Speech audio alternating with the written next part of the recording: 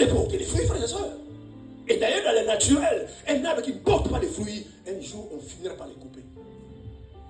Ça fait tomber des feuilles et jamais les fruits. Mais quand un arbre porte les fruits, cet arbre est protégé. Vous devez porter les fruits. D'abord, des fruits dignes de dépendance. D'abord, c'est fruits, frères et sœurs. Il y a des choses, c'est pourquoi je me pose la question, la plupart des églises ne sont pas nées de nouveau. Il y a des choses, quand tu es né de nouveau, tu ne les fais plus. Il y a des péchés que tu arrêtes de faire. Alléluia.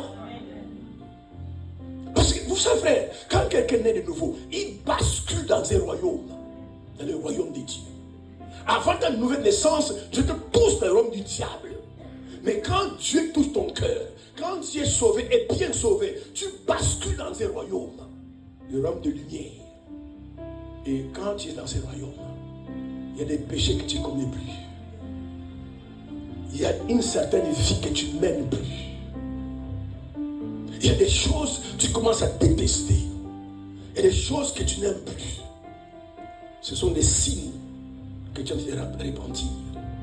Aujourd'hui, les chrétiens repentants dans l'église sont rares. Ils ont la même vie.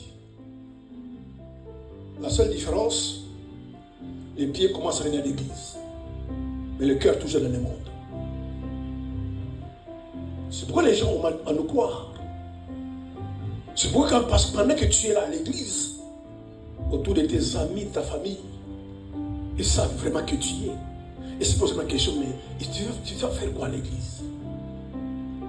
Et en cachette, ils se moquent de toi. Mais les jours où ils verront les fruits dignes de repentance, tu es qui est l'église, tu es toujours des commérages, l'impudicité, les critiques, la haine. Tu dois changer. Tu dois changer, frère. Moi, je ne crois pas, frère,